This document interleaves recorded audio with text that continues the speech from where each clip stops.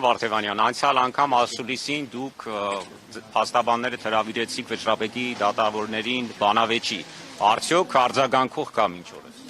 Վճռաբեկ դատարանից արձագանք առկա չէ, թեև ես կանխատեսում եմ իրենց արձագանքը, իրենք որպես այդպիսին բանավեճի մասնակցելու որոշակի սահմանափակում ունեն, բայց իրավապահ այլ մարմինների ներկայացուցիչներից էլ արձագանք չկա, թեև ես առնվազն կարող եմ ասել, վստահ եմ դուք թույլ չեք տա, ես խաբեմ, որ կարծես թե քննչական կոմիտեի նախագահ, գլխավոր դատախազը հանրային հեռուստաընկերությունում հարցազրույցներ տվել են, այդ թվում խոսելով Սամվել Կարապետյանին մեղսագրվող այս աբսուրդային գործի մասին։ Հետևաբար այդ հնարավորությունից կարող են օգտվել։ Ինչ վերաբերում է կրկին վճռաբեկ դատարանի որոշմանը, այն ակտուալություն որպես այդպիսին չունի։ Իդեպ դրա մասին արձանագրել է նաև հենց վճռաբեկ դատարանը իր որոշման մեջ, քանի որ իր վաղեմությունը որպես այդպիսին որոշման ակտուալությունը սպառված է եղել։ Եթե մենք հիմա օրինակ գտնվելուց լինեինք 2025 թվականի սեպտեմբեր ամսին, բայց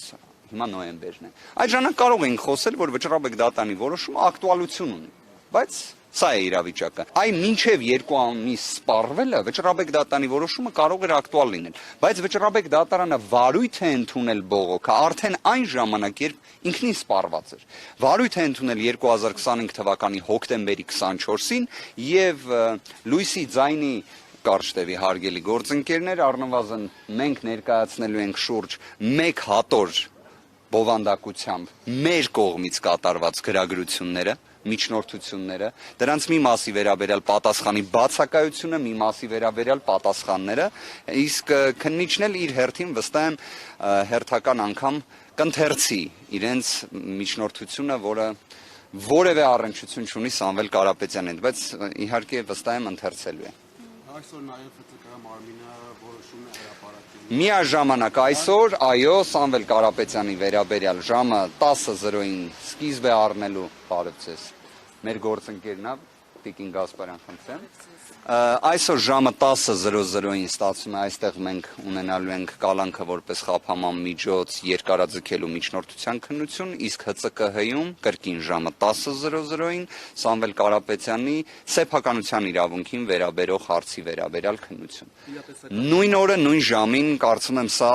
առավել քան խոսուն է, եթե հետ գնանք, որ երկու հանգամանքներն էլ ենթակա են մերժման։